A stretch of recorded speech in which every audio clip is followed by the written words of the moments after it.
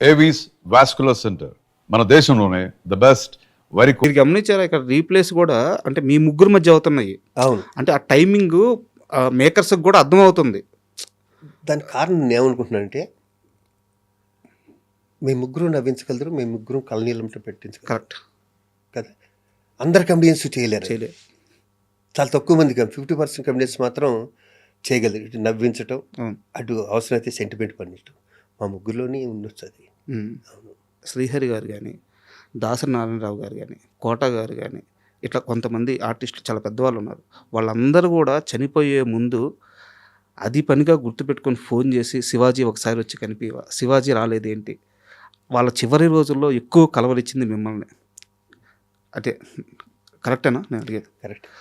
ఎందుకు అంటే చివరి రోజుల్లో మీరే ఎందుకు గుర్తొచ్చారు వాళ్ళందరికీ? మీరు చెప్పింది నిజం తెలుసా? మీరు చెప్పిన ముగ్గురు గురువుగారు పెద్ద ఆయన. నాలాంటి వాళ్ళు ఎంతమంది చూసుంటాడు ఆయన, ఎన్ని చూసుంటాడు జీవితంలో. ఇండస్ట్రీ అంతా ఆయన చుట్టే కదా. ఇండస్ట్రీ అంతా ఆయన మాత్రం నన్ను హాస్పిటల్ పిలిపించుకున్నాడు శివాజీ. నేను కూడా ఉట్టిగా వెళ్ళేవాడు కాదు. ఆయన ఏదో ఎంటర్ చేసి నవ్వించాలి. ఎందుకంటే చాలాసార్లు అద్దంలో చూసి వచ్చేవాడిని. ఆయనకి నాకు కూడా పెద్దగా ఇది ఉండేది కాదు, రిలేషన్ ఉండేది కాదు. ఉంది సార్, క్వశ్చన్ ఉంది, అడుగుతాను. లాస్ట్ మూమెంట్లో ఎందుకో వాళ్ళు వచ్చాడు, శివాజీ వచ్చాడు ఈరోజు, రాజుని పిలవని రావు సారి అని ఆయన దగ్గర ఒక ఆయన ఉంటాడు. నేను కూడా ఆయనకే ఫోన్ చేసి వెళ్ళేవాడిని. ఒక 5 నిమిషాలు చూసి వెళ్ళిపోవాలంటే పడుకున్నారంటే ఏం పర్లేదు, ఏముంది, నేను రామోజీ ఫిలిం సిటీకి వెళ్తున్న రూట్ అదే అని చెప్పి ఈ రూట్ వెళ్తూ చూస్తే అద్దంలో పడుకుని అద్దంలోంచి హాస్పిటల్కి వెళ్ళి అలా చూసుకుంటూ వెళ్ళిపోయేవాడిని. తర్వాత రావచ్చు కదరా శివాజీ ఒకసారి అంటే నేను ఊరికే వెళ్ళకుండా కొంతమంది మా నాయుడాలు, కొంతమంది ఆర్టిస్టులను తీసుకెళ్ళి ఒకప్పుడు నేను సెక్రటరీ గారు ఇదే ఉన్నా స్కూటర్స్ ఇప్పించాను ఆయన చేతుల మీదుగా. చిన్నపిల్లోడు దాసనారాయణరావు గారు, చిన్నపిల్లోడు అంటే చిన్నపిల్లోడు అనమాట. ఈ మాట అనటానికి నా స్థాయి సరిపోకపోయినా నేను గర్వంగా చెప్తా. అంత మంచి చిన్నపిల్లోడిని ఎక్కడ చూడు సార్. అవును, ఈ రోజుకి రీప్లేస్మెంట్ వచ్చిందా ఇండస్ట్రీలో? ఎవరికైనా ఏదైనా ప్రాబ్లం వస్తే సాల్వ్ చేసే టక్కని అన్నది ఎవరికైనా దాసనారాయణ గుర్తు రావాల్సిందే కంపల్సరీ సార్. ఆయన ఉన్నప్పుడు నా అలాంటి తెలియలేదు అది కొన్ని విషయాలు. తర్వాత ఇంకా బాగా ప్రతిరోజు ఇంకా ఆయన దగ్గరికి వెళ్ళి హాస్పిటల్ దగ్గరికి వెళ్ళి కూర్చుని, లేకపోతే అద్దం బయట ఉండి లోపల ఆయనకి డ్రెస్సింగ్ లేకపోతే ఇంకోటి చేస్తుండే అద్దం దగ్గర ఉండి ఇట్టించి అనేవాడిని. ఇలా అనేవాడు ఇలాగ. అలాగే శ్రీహరి సార్, మా ఇద్దరిది ఇండస్ట్రీ రాకముందు నుంచి బాలానగర్లో పరిచయం. మేము ఇద్దరం ఇండస్ట్రీకి వస్తామని అనుకోలేదు సార్. మేము ఇద్దరం విచిత్రంగా ఒకేసారి ఆర్టిస్టులు అయ్యాం. మద్రాసులో కూడా కలిసేవాళ్ళం బాగాను. దాని తర్వాత ఇక్కడ కూడా ఇల్లు దగ్గర ఇల్లు. అవును, ఇక్కడ కూడా దగ్గర ఇల్లు. వాడు ఇప్పుడు శాంతిని తీసుకొచ్చి మా ఇంటికి వచ్చేవాడు శ్రీహరి. నేను ఎప్పుడైనా సరదాగా అప్పుడప్పుడు తన దగ్గరికి వెళ్తుండేవాడిని. ఇది జరగటానికి ముందు మాత్రం వాడు ఫోన్ చేశాడు, శ్రీహరి ఫోన్ చేసి బాబా రారా ఒకసారి అన్నాడు. అవును, వెళ్ళి తన దగ్గర కూర్చున్నాను, ఒళ్ళో కూర్చోబెట్టుకుని హక్ చేసుకుని చెప్పాడు 2 నిమిషాలు అయ్యాను. అంటే ఒక మానవత్వం ఉన్న మనుషుల్లో ఉండే ఒక గమ్మత్తైనది ఉంటుంది తేజస్సు, అది నేను శ్రీహరి దగ్గర చూశాను సార్. వాడు ఎంతోమందికి అమ్మ హెల్ప్ చేసింది, అలాంటి వాళ్ళకి ఎంతోమందికి ఇన్స్పిరేషన్ శ్రీహరి. అది బంగారం. ఇంకా కోట వారానికి ఒకసారి ఫోన్ చేస్తాడు, ఎరా రావు ఏం చేస్తున్నావు? అదే ఫిలింనగర్ క్లబ్కి వెళ్తున్నాను. క్లబ్ కింద కదరా ఇల్లు, ఒకసారి ఇటు వచ్చిపోవచ్చు కదా, నువ్వు వస్తే నువ్వు వదలవు, ఓ గంట వేసుకుంటావు పట్టుకుని అంటాడు. ఒకసారి రారా చూడాలి అంటాడు. తనతో కూడా అంతే. ఇంకా తన దగ్గర ఉన్నా కూడా ఏదో ఒకటి అన్నా కూడా భరించి తన దగ్గరలో పావు గంట కూర్చుని కాఫీ తాగి వచ్చామని. అలాగే కొంతమంది ఆర్టిస్టులు ఉంటారు, వాళ్ళు ఏమండి మమ్మల్ని కోటగారికి పరిచయం చేయరా అంటే సపోజు సరిపోదా సినిమారం షూటింగ్ జరుగుతుంటే మై మధువుని ఇంకొకరు ఇద్దరు సార్ మమ్మల్ని కోటగారికి పరిచయం చేయాలంటే కోట ఫోన్ చేసి బాబాయ్ సాయంత్రం ఇంటికి వస్తాను, ప్రామిస్, రేపు ముందే చెప్తాను, కాఫీ పెట్టుంచుతాను, నువ్వు తాగలేదనుకో నువ్వు ఎన్ని రోజులు తాగుతుంటే మళ్ళీ అదే కాఫీ ఇస్తా అనేవాడు. తాగరా మీరు పెట్టినాక? టైంకి వస్తానా రాను అని. తన ఉద్దేశం అంటే ఎప్పుడు తను ఫోన్ చేసి రమ్మంటాడు. నేను ఫోన్ చేశాను, నువ్వంటే చాలా ఇష్టపడే 2 వ్యక్తులు ఉన్నారు, సరదాకి చెప్పి నీ దగ్గర కూర్చుంటారంట అని తీసుకెళ్ళా. ఎంటర్ అయిన దగ్గర నుంచి ఒక 1/2 అవర్ తర్వాత వాళ్ళిద్దరికి చెవటలు పెట్టినాయి. నీలాగా వాళ్ళిద్దరికి గడ్డలు ఉంటాయి, మా వాడికి గడ్డ అంటే ఇష్టం ఉంటుంది. అవును, జస్ట్ ఆ అరగంటలో వాళ్ళకి కన్నీళ్లు తప్పితే ఇంకేమీ లేవు. అవును, బయటకు వచ్చాక అయ్యో అలా తిట్టారేంటండి అన్న. నేను చెప్పాను కదా నీకు ముందేను, కోట వద్దు కోట తిట్ట కోట నువ్వు అంటే ఇష్టం ఉండరా నువ్వు ఉంటే గడ్డం పెడితే ఫేస్ ఇంతే కనిపిస్తుంది. ఎక్స్ప్రెషన్ ఆర్టిస్టులు కదా వీళ్ళు ఎక్స్ప్రెషన్ కనిపించద్దు, ఇంత ఫేస్లు ఏంటి వీళ్ళు ఉంటే మిమ్మల్ని కూడా తీసుకెళ్ళామండి. సరదా దిగిపోయింది. అంటే ఆర్టిస్ట్ ని అన్నారు ఇందాక మీరు నేర్చుకోవడం అని అన్నారే, సార్ నేను కోట దగ్గర నేర్చుకున్నా ఇంప్రొవేషన్ చేయటం అన్నది. Correct ఇందాక answer, అన్నారే sir. Correct ఎదుగుదల అని. ఎదుగుదల అంటే జగ్గ గారితో చేసా, గుమ్మడి గారితో చేసా, వీళ్ళందరితో చేసాం కదండి. ఎక్కడో అబ్జర్వ్ చేస్తాం. ఇక్కడ నాగేశ్వర గారితో చేసాం, కృష్ణ గారితో పోలిన సినిమాలు చేసాం కదా, సౌండ్ గారితో. వాళ్ళు ఓన్లీ అబ్జర్వ్ చేయటమే. ఆ ప్రశ్నకి సరైన అంటే నేను సాటిస్ఫై అయ్యే సమాధానం ఇప్పుడు దొరికింది సార్. అది మీరు ఇందాక అడిగారు కదా, వీళ్ళని చూసిన ఇన్స్టిట్యూట్లో నాకు ఎంత నేర్పిస్తారు?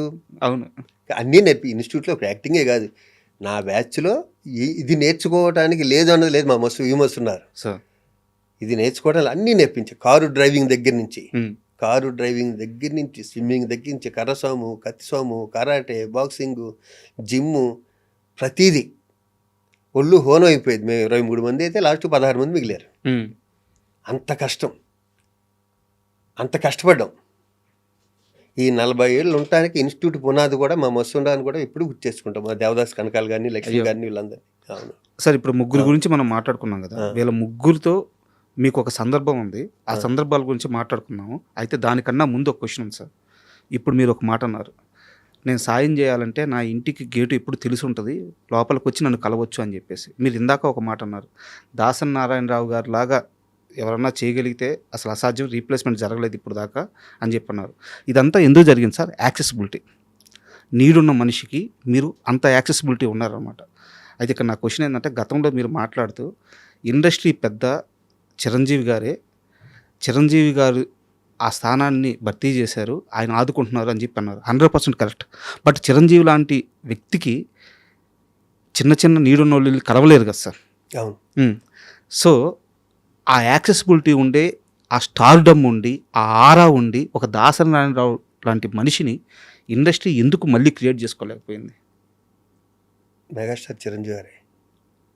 ఆయన చేయట్లేదు అనుకుంటున్నారు మీరు? ఆయన ఆయన చేసే గొప్ప పనులన్నీ నాకు తెలుసు సార్. కదండి.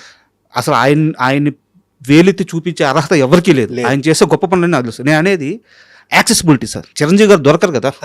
అంటే దాసరి నారాయణరావు గారి దగ్గరికి వెళ్ళినంత ఈజీగా చిరంజీవి గారి దగ్గర అది కదా. ఇక్కడ ఒకటి ఉంది సార్. అదే చిరంజీవి గారు నాకు ఫోన్ చేసి, హనుమంతరావు కష్టాల్లో ఉన్నాడు, పొట్టి వీరయ్య కష్టాల్లో ఉన్నాడు, సూర్య గారు మా తల్లి ఆవిడ టీవీలో చూసి ఆయనతో చెప్తే, ఆయన అత్వాలు టీవీ చూడాల్సిన పర్లేదు, ఆయన 24 hours బిజీగా ఉంటాడు ఆయన సార్. చిరంజీవి గారు. ఆవిడ చూసి చిరంజీవి గారితో చెప్తే నన్ను పిలిచి ఇంటికి పిలిచి, శివాజీ ఈ 2 లక్షలు పొట్టి వీరయ్యకి ఇచ్చాయి, ఈ 2 లక్షలు హనుమంతరావుకి ఏదో హాస్పిటల్లో ఉన్నాడంట, ఇవి 1 లక్ష రూపాయలు వాళ్ళకి. ఆయన ఇవ్వక్కర్లేదు కదా, ఆయన డబ్బే కదా మా చేతితో తీసుకెళ్ళి ఇచ్చింది. అంతే కదా కదా. అంటే ఆయన కలవటం కష్టం అనుకున్నా కూడా ఆయన ఇండస్ట్రీని 24 క్రాఫ్ట్స్ని అబ్జర్వ్ చేస్తున్నాడు అన్న దాని గురించి చెప్పాను. కరెక్ట్. అంటే దీనికోసం అడిగింది. నేను తమ్మారెడ్డి గారిని ఇంటర్వ్యూ చేశాను. తమ్మారెడ్డి గారిని ఇదే క్వశ్చన్ అడిగాను. చిరంజీవి గారు సహాయం చేయడానికి రెడీగా ఉన్నారు, ఆయన చెయ్యి ఎప్పుడు సహాయం చేయడానికి రెడీగా ఉంటుంది. ఆయన చుట్టూ మీలాంటి వాళ్ళు ఎవరైనా ఒక 3-4 ఉండి, అన్ని విధాల ఇండస్ట్రీస్ తరపు నుంచి యాక్సెస్ ఉండి, సమస్యలు ఆయన దగ్గరికి అన్ని తీసుకెళ్ళగలిగితే దాసర్ గారి స్థానం భర్తీ అయిపోయింది కదా. ఎందుకు అది జరగట్లేదు? ఎందుకు ఆ టీం ఫామ్ అవ్వట్లేదు? మరి ఆయన హెల్ప్ చేస్తూనే ఉన్నాడు. చిరంజీవి గారింటికి, దాసరి గారింటికి వెళ్ళినట్టు చిరంజీవి గారింటికి వెళ్ళటం అంటే చాలా కష్టం. మన ఆ విషయం తప్పట్టడానికి లేదు. దాసరి గారు ఫస్ట్ నుంచి అలాగే ఉన్నాడు, ఆయన మద్రాసు నుంచి అలాగే ఉన్నాడు ఆయన. అసలు అదొక ఎరా అది కదా. చిరంజీవి గారి దగ్గర ఇప్పుడు ప్రతి వాళ్ళు వెళ్ళాలంటే ఆయనకున్న దీనికి కష్టం. అది ఫస్ట్ నుంచి అలవాటు అవడంతో ఉంటుంది. దానికుండా అంత స్టార్డమ్ ఉన్న వ్యక్తిని కలవటం కానీ ఆయన చేయటం మంటలేదుగా. అవును. మనకు కావాల్సింది ఏంటి, ఆయన కలిసాడా లేదా అన్నది కాదు, ఆయన ద్వారా మనం హెల్ప్ పొందామా లేదా అన్నది కావాలి అంతే. అవును. దాంట్లో ఎక్కడ మీకు చిన్నది కూడా తేడా ఉండదు చిరంజీవి గారి విషయంలో. అయ్యో, మేమేంటి రాస్తున్నాం సార్ మా చేతులతో, ఆయన వాళ్ళకి సహాయం వీళ్ళకి సహాయం 12 చేతులతో ఇచ్చానంటున్నారు చెక్కులు. అవును, మీరు ప్రత్యక్ష సాక్షి. అవును, సూపర్. అండ్ చిరంజీవి గారికి సంబంధించింది ఇంకో ప్రశ్న ఉంది సార్. ప్లీజ్. మీరు చిన్నప్పటి నుంచి చిరంజీవి గారిని ఇన్స్పిరేషన్గా తీసుకొని ఇండస్ట్రీలోకి వచ్చాను అని చెప్పి చాలాసార్లు చెప్పారు. ఈ రోజు ఇక్కడ కూర్చున్న ఈ క్షణం వరకు కూడా ఆయనే చెప్పారు. ఏ రోజు కూడా మీరు ఈ మాట మార్చలేదు, వేరే మాట చెప్పలేదు. చెప్పను కూడా. అయితే మీరు చిరంజీవి గారితో అసలు సినిమాలే చేయలేదు. దానికి వెయిట్, నా క్వశ్చన్ కంప్లీట్ ప్లీజ్ మాట్లాడుకుందాం. మీరు చిరంజీవి గారితో అసలు సినిమానే చేయలేదు, కానీ మీరు ఎక్కువ సినిమాలు చేసింది బాలకృష్ణ గారితో. ఏ రోజన్నా ఏమయ్యా శివాజీ, నువ్వేమో పొగిడేది చిరంజీవిని, సినిమాలు ఏమో నాతో చేస్తున్నామని తమాషగా అయినా సెటైర్గా కానీ ఎప్పుడైనా బాలకృష్ణ గారు అన్నారా? బాలకృష్ణ గారు అనలేదు, కానీ బాలకృష్ణ గారు పక్కన ఒక అతను ఉంటాడు నాకు ఫ్రెండ్ బాగా. రాజమండ్రిలో బాలయ్యబాబు షూటింగ్ ఎక్కడైనా జరిగితే తను వస్తుంటాడు. తను అన్నాడు ఏంటంటే, ఇతనేమో పొగిడేదేమో అక్కడ సినిమాలన్నీ మాని అన్నట్టు. బాలయ్య బాబు వాళ్ళు అవన్నీ దాటిపోయారబ్బా, ఎక్కడికోను ఎన్నీను వాళ్ళు పట్టించుకోడు. తను అసలు వాళ్ళు బంగారం, తను అసలు ఏమి ఇలాంటి ఏం పట్టించుకోడు. తను ఏంటంటే మూడి ప్రేమ ఉంటే దగ్గర తీసుకుంటాడు, చిరాకు వస్తే దగ్గర రానివాడు, అంతే అంతే సింపుల్. ఇంకా అతను మూడోది నాకు తెలియదు మరి. కోపం వస్తే కోపం, ప్రేమ వస్తే ప్రేమ, అంతే. మనం దాన్ని అడ్జస్ట్ అయ్యి అతని ఫేస్ చూసి ఎలా దగ్గరికి వెళ్ళి ఒళ్ళు కూర్చోవాలా లేకపోతే దూరంగా ఉండాలి మనం డిసైడ్ చేసుకోవాలి. ఓకే, అవును, అంతే. అండ్ కాదంబరి కిరణ్ గారితో మీకు ఏమైనా ఇష్యూస్ ఉన్నాయా? ఏమి లేవు. రాజా రవీంద్ర గారికి ఏమైనా ఇష్యూస్ ఉన్నాయా? ఏమి లేవు. అంటే ఇలా ఇంటర్వ్యూలో అడగొచ్చా లేదో నాకు తెలియదు. పర్లేదు.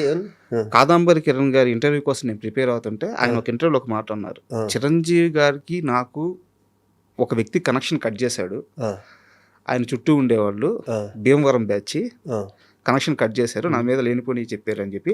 సార్ వాస్తవంగా చెప్తున్నాను, ఆయన ఎవరి పేరు చెప్పలేదు. నాకు వెంటనే స్ట్రైక్ అయింది, మీ ఇద్దరే భీమవరం బ్యాచ్ చిరంజీవి గారి దగ్గర ఉండేవాళ్ళు అంటే. సో ఇది నేను ఏమన్నా తప్పుగా అర్థం చేసుకున్నానా, ఆయన చెప్పింది కరెక్టా, నాకు కాస్త క్లారిటీ ఇవ్వండి. ఎందుకు కాదమ్మటికే ఫోన్ చేసి కనుక్కుందాం. నేను చిరంజీవి గారి దగ్గరికి వెళ్ళి ఇంకోటి కంప్లైంట్ చేసే అంత ఓపిక నాకు లేదు ఫస్ట్, అంత టైము ఓపిక ఆయనకి లేదు. నెంబర్ 1. నేను కన్నా కోపం వస్తే నేనే డైరెక్ట్గా అడుగుతాను తప్పితే, పైగా కాదంబరి కిరణ్ కుమార్కి నాకు ఏముంటాయి, నన్ను బావ అంటాడు మొదటి నుంచి కదా. అతను సంఘసేవ చేస్తుంటాడు హ్యాపీగా, అతని పనులు అతను ఉంటాడు, నా పనులు. పైగా ప్రత్యేకించి నేను కాదంబరి కిరణ్ కుమార్ గురించి నేను టైం వేస్ట్ చేసుకుని చిరంజీవి గారు మెగాస్టార్ ఆయన టైం వేస్ట్ చేసి వీళ్ళు చెప్పిన అవసరం నాకైతే లేదు. నేను 200% కాదు అపాన్ మై ప్రొఫెషన్, ఇతని గురించే కదా, ఎవరి గురించి ఎక్కడ కామెంట్. నేను కామెడీ చేస్తానేమో కానీ సరదాగా ఎంజాయ్ జోకులు, పర్సనల్ జోకులు వేసుకుంటాను కానీ నా ఫ్రెండ్ సర్కిల్లో ఇలాంటి దరిద్ర పనులు మాత్రమే చేయను.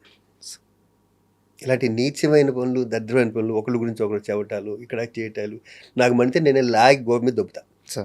నా మెంటాలిటీ ఫస్ట్ నుంచి అలాగా, నా సెకండ్ పిక్చర్ నుంచి అలాగా ఉన్నా, ఇప్పటికీ అలాగే.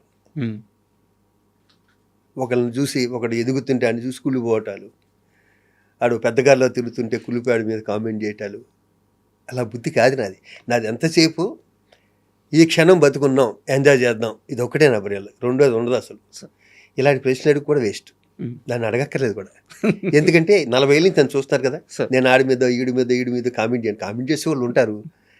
అల్టిమేట్గా ఏమవుతుందంటే నేచర్ మనల్ని ప్రతిది అబ్జర్వ్ చేస్తుంటుంది. మనం ఏంటో అనుకుంటాం, దేవుడు నమ్మక్కర్లేదు, ఎవరిని నమ్మక్కర్లేదు, నేచర్ అనేది ఒక దేవుడు అనుకుందాం మనం.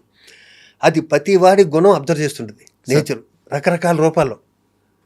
అది పంచభూతాలు ఉండండి, ఇంకోటి ఉండి, నేచర్ అనేది ఒకటి ఉంది కదా, అది ప్రతి మనిషిని అబ్జర్వ్ చేస్తుంటుంది. నేను నమ్మేది అది కదా.